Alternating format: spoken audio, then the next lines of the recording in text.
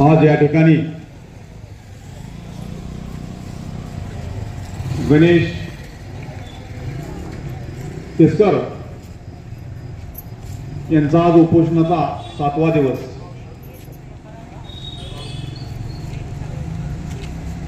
महाराष्ट्रामध्ये आज फिरत असताना प्रत्येक भागाभागामध्ये धनगर समाजाचा युवक उपोषणाला बसतो आहे। याची नेमकी कारण काय? का बसतोय उपोषणाचा? आत्ताच का बसतोय? भविष्याची जर पिढी आपली जगवायची असेल तर तुमच्या आमच्यासारख्या युवकांनी पुढे येण्याची गरज आहे। अहिल्या मातेने काश्मीर पासून ते कन्याकुमारी पर्यंत जे घाट बांधले, मल्हारराव होळकरांनी पेशवाईच्या काळामध्ये आटकेपार झेंडा फडकवला। आपल्या समाजाची संस्कृती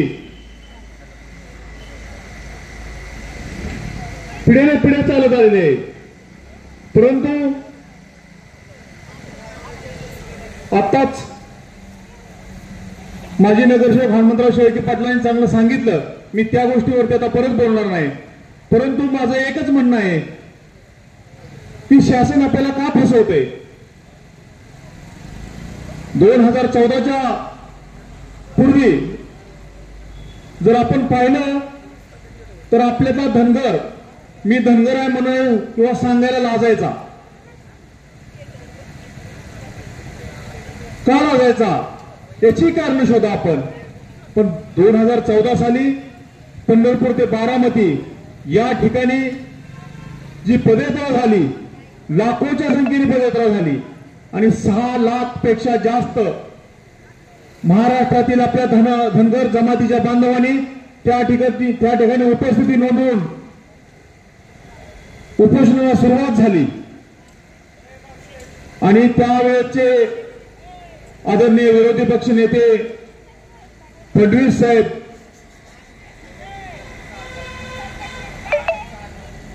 उपोषण सोडण्यासाठी त्या बारामती या ठिकाणी आले होते। तर त्याच्याही पहिलं की आदरणीय याच जिल्ह्याचे मुख्यमंत्री म्हणून पृथ्वीराज चव्हाण बाबा काम पाहत होते। तर आम्ही धनगर आरक्षण कृती समितीच्या वतीनं त्यांच्यासोबत बैठक आयोजित केली। कारण धनगर आरक्षण कृतीचा समन्वयक म्हणून मी 2014 पासून काम पाहतो आहे। परंतु बाबांनी त्यावेळेस सांगितले की 3री सूची करू, पण 3री सूची कुठल्याही धनगर समाजाच्या युवकाला या जमातीला परवडणारी नव्हती, म्हणून त्या गोष्टीला आम्ही पूर्णपणे नकार दिला। त्यावेळेस असणारं काँग्रेस आणि राष्ट्रवादीचं शासन त्यावेळेस आपल्याला देऊ शकलं नाही। त्याच्यानंतर 2014ला महाराष्ट्राचे विरोधी पक्ष नेते म्हणून देवेंद्र फडणवीस साहेब काम पाहत होते आणि त्यांनी सांगितलं की मी तुम्हाला आश्वासन देतो की आमचं सरकार आल्यानंतर पहिल्या कॅबिनेटमध्ये मी तुम्हाला आरक्षण देतो। मी यावरती पूर्ण अभ्यास केलेला आहे। मग माझं एक छोटंसं म्हणणं आहे, आदरणीय फडणवीस साहेब, तुमचं शासन आज महाराष्ट्रातही आहे आणि केंद्रातही आहे। आम्हाला र का ड काय माहित नाही, पण तुम्ही सांगितलं होतं तुमचं पूर्णपणे अभ्यास झालाय, तर आपण शिफारस पाठवायची का बिहारमध्ये पवाराचं पवार केलं, पोरा केलं, त्या पद्धतीने तुम्ही डायरेक्टली धनगरचं धनगर करून आरक्षण देऊ शकता। असे कित्येक तुम्हाला दाखले आम्ही दिलेले आहेत। त्या अनुषंगाने जर आपण मनावरतीच घेतलं तर ते होऊ शकतं। आदरणीय देशाचे पंतप्रधान साहेब, आदरणीय मोदी साहेब यांनी सोलापूरच्या सभेमध्ये सांगितलं होतं की मोठ्या मोठ्या घोषणा केल्या होत्या, लाखोची सभा होती त्या ठिकाणी। त्या सभेमध्ये सांगितलं मोदी साहेबांनी, भाई और बहनों, शिंदे साहब ने आपको आरक्षण दिया, आमची भोळी बापडी जनता खालून सांगितलं नाही दिया, पवार साहेब ने दिया नहीं दिया। आणि मोदी साहेबांनी सांगितल्यानंतर मोदी साहेब बोलले की मैं दे दूंगा। मोदी साहेब आपण या देशाचं पंतप्रधान होऊन 9 वर्ष पूर्ण झालेत तरी आम्हाला तुम्ही आपणही आरक्षण देऊ शकलं नाही. आम्हाला आपण वाटलं होतं की महाराष्ट्रामध्ये चित्र बदललंय, केंद्रातलं चित्र बदललंय, आपण तरी देऊ शकाल, पण आपल्याकडून ते शक्य झालं नाही. तर या महाराष्ट्रामध्ये जेवढं काँग्रेसने फसवलं, जेवढं राष्ट्रवादीने फसवलं, तेवढंच आपणही फसवलं.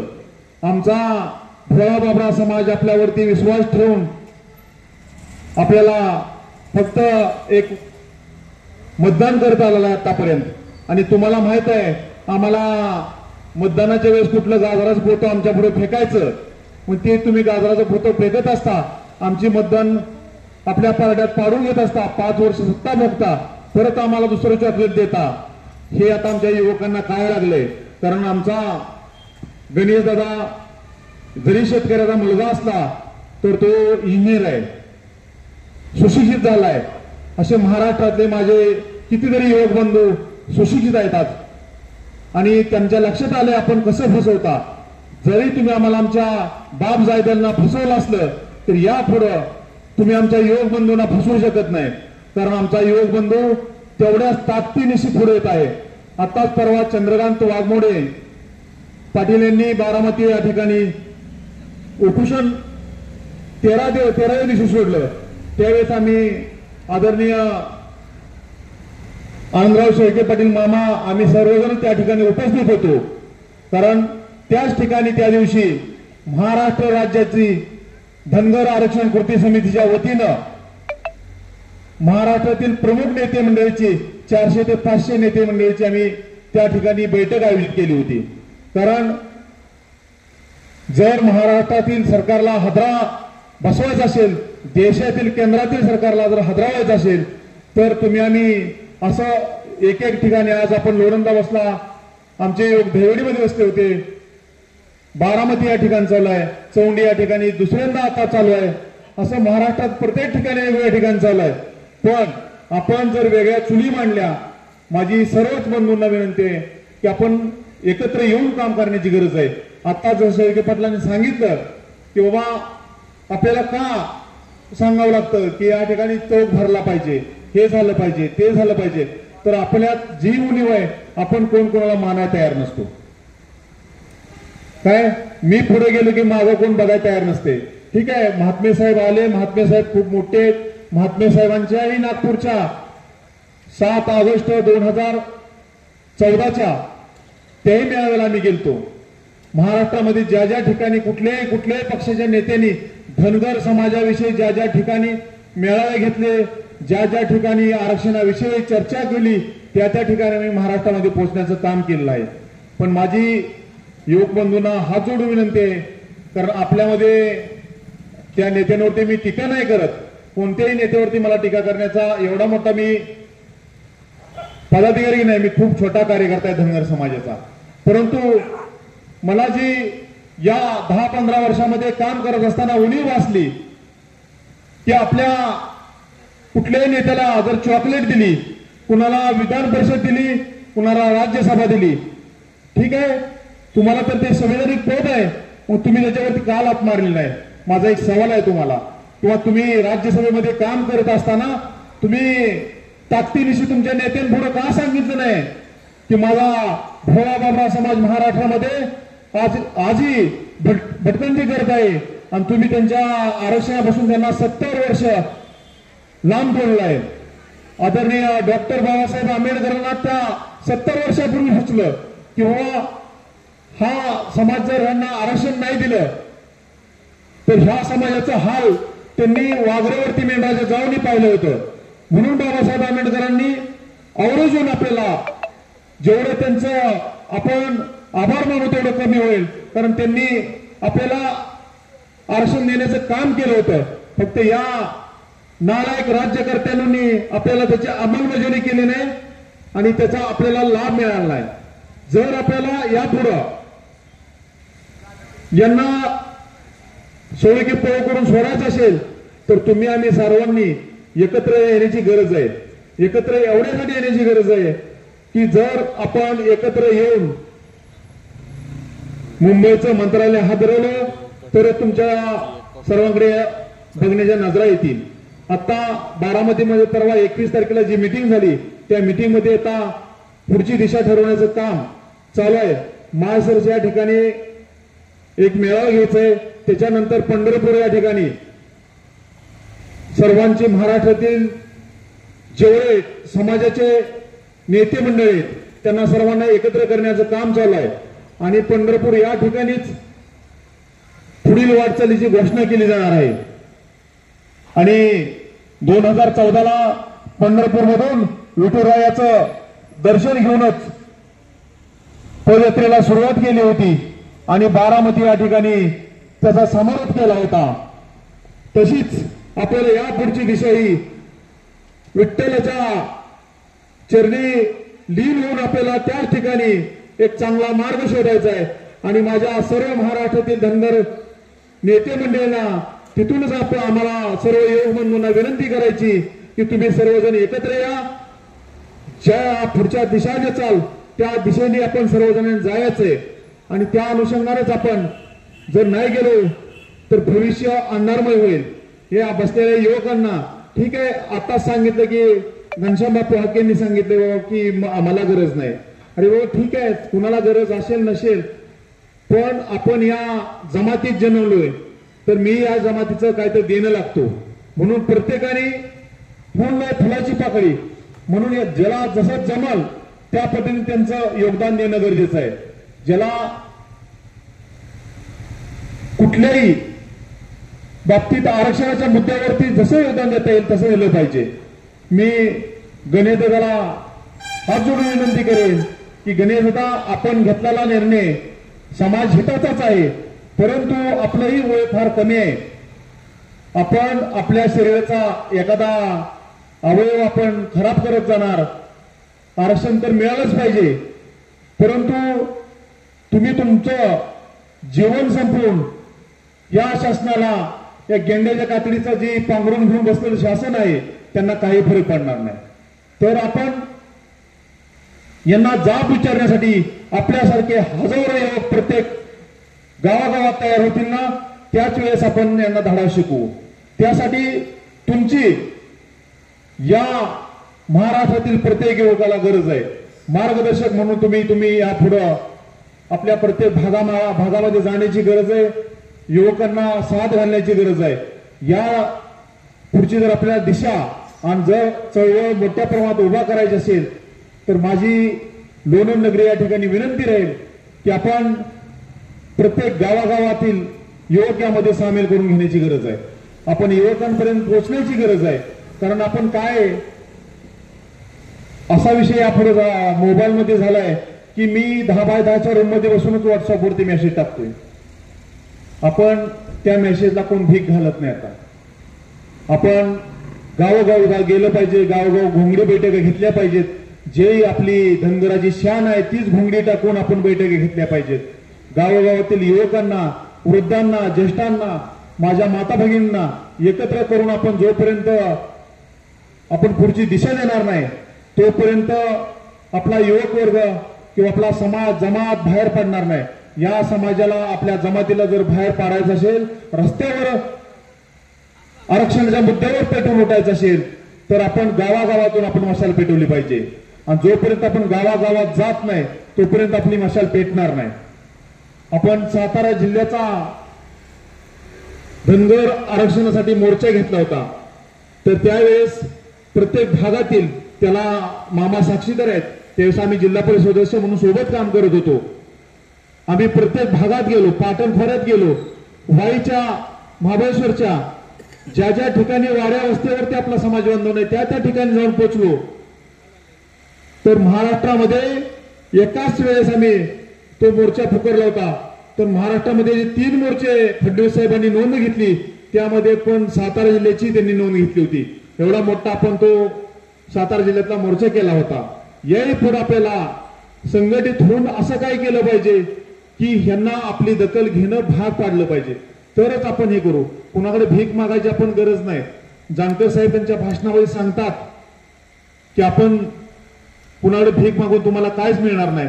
कधी मी ज्यावेळेस कॉलेजला फलटणला होतो त्यावेळेस त्यांचं आंबेडकर चौकामध्ये भाषण होतं जानकर साहेबांनी त्यांचं भाषण चालू होतं आणि त्यांचं स्वप्न होतं की मी पंतप्रधान होईल आणि एक दिवस मी पंतप्रधान बनणार. तर जे खाली बसले होते तुमच्या माझ्यासारखी ते टिंगल करायची, अरे हे अजून ग्रामपंचायत सदस्य झाला आणि हा काय पंतप्रधान होणार. पण त्यांनी त्यांच्या स्वतःच्या ताकदीवर धाडसावर किमान पंतप्रधान त्यांना होतील का नाही मला माहित नाही, पण महाराष्ट्राचं कॅबिनेट मंत्रीपद म्हणून त्यांनी स्वतःच्या ताकदीवर मिळवलं. आज मान तालुक्याचा कधी इतिहास लिहिला जाईल त्यावेळेस त्यांचं इतिहासाच्या पानावरती पहिलं नाव असेल. महाराष्ट्रात जर मान तालुक्यामधून कॅबिनेट मंत्री कोण झाला तर आदरणीय जानकर साहेब झाले, म्हणून त्या पानावरती नाव कोरलं जाईल. कारण आपल्यामध्ये तेवढी ताकद आहे, उमेद आहे, पण आपण बाहेर पडायला कधी ह्यो जातोय का तो जातोय का. जसं प्रत्येकाला वाटतं ना छत्रपती शिवाजी महाराज जन्मले पाहिजे पण माझ्या घरात नको तुमच्या घरात जन्मले पाहिजे, ही जोपर्यंत आपण भूमिका सोडणार नाही ना तोपर्यंत आरक्षणाची आपण फक्त वाट बघत असणार आहे. ज्यावेळेस आपण सर्वजण हातात हात घालून पुढे जाऊ त्याच वेळेस आपण आरक्षणाला कुठेतरी जाऊन शिवू. कारण आपण पाहतोय काळ फार विचित्र होत चाललाय, रात्र वैराची बनत चालली आहे. कारण आपल्या ठीक आहे तुमच्या लोणंदमध्ये धनगर समाज फार मोठ्या, हर्षवर्धन पाटील मोठ्या प्रमाणात आहे त्यामुळे तुम्हाला त्याची काही जाणीव भासली नाही. पण काय ग्रामीण भागामध्ये आपण फिरत असताना ज्या ज्या ठिकाणी 1000 लोकसंख्येचं जर गाव असेल आणि त्या ठिकाणी जर 100च आपली जमात असेल तर तुम्हाला त्या ठिकाणी ग्रामपंचायत सदस्य यापुढे बनता येणार नाही. कारण आपण पाहतोय की सर्वच बाबीतून तुमच्यावरती ओबीसीत ना तुम्ही एनटीत ना तुम्ही एसटीत. महाराष्ट्रात गेलं तर आपण एनटीत, केंद्रात गेलं तर ओबीसीत आणि यादीत एसटीत. आपली अशी तिरसोळसारखी परिस्थिती झालेली आहे. त्यामुळं यापुढे जर आपण संघटित नाही झालो तर आपली याही पेक्षा वाईट अवस्था होईल. कुठे तुम्हाला ग्रामपंचायतीने तुमचा सरपंच बघायला मिळणार नाही, कुठे तुम्हाला पंचायत समिती सदस्य बघायला मिळणार नाही, झडपी सदस्य बघायला मिळणार नाही. कारण तुम्ही पाहिले 2014चा दशका घेऊनच माणिकराव सोनवलकर साहेबांना सातारा जिल्हा परिषद अध्यक्ष बनवलं, राम ओडकुते साहेबांना आमदार बनवलं, रामहरी रुपनवर साहेबांना आमदार बनवलं आणि तोच दशका घेऊन महात्मे साहेबांनाही खासदारकी मिळाली. तुम्हाला काय आशीष कोणी दिली नाही, पण यात फक्त तुम्हाला चॉकलेट गोळ्या दिलेल्या आहेत. या चॉकलेट वरती कोण खासदार झालं कोण आमदार झालं म्हणून तुमचं आमचं काय पोट चालणार नाही आणि तुमच्या आमच्या मुलाला काय नोकरी भेटणार नाही. ज्या वेळेस एसटी आरक्षण मिळणार आहे त्याच वेळेस तुम्हाला ज्या शासनाचा आताही आदिवासीमध्ये तुमच्यामध्ये जे भन्न लावण्याचं काम चालू आहे, पण कितीतरी आदिवासीचा निधी जो एसटीचा निधी आहे, जो आपला हक्काचा निधी आहे तो उपलब्ध असूनही माघारी येतो कारण आपल्याकडं सर्टिफिकेट नाही. आणि जोपर्यंत आपल्याला सर्टिफिकेट मिळणार नाही तोपर्यंत आपला निधी आपल्याला कधीच मिळणार नाही. ठीक आहे, खासदार आमदार आपले कमी होतील का जास्त होतील ते मला माहित नाही, पण जोपर्यंत तुम्हाला एसटीच्या आरक्षणाच्या सर्व सवलती मिळणार नाहीत तोपर्यंत तुम्हाला त्याचा काही उपयोग होणार नाही. आपल्याला सांगितलं जातंय की तुम्हाला 1000 कोटीचा निधी महाराष्ट्र शासनाने तरतूद केली आहे सांगितलं जातं, पण ती फक्त कागदावर तरतूद आहे. आदरणीय फडणवीस साहेबांनी मुख्यमंत्री असताना 1000 कोटीची तरतूद केली. मला सांगा त्यातलं या लोणंद नगरीमध्ये कुणाला त्यातून घरकुल मिळालं, कुणाला काय मिळालं? एक जरी लाभार्थी मिळाला तर आम्ही राजकारण सोडून देऊ काय? यापुढेही तुम्हाला असंच फसवण्याचं काम चालू आहे. प्रत्येक काय कोणाला तुमचं देणं घेणं नाही.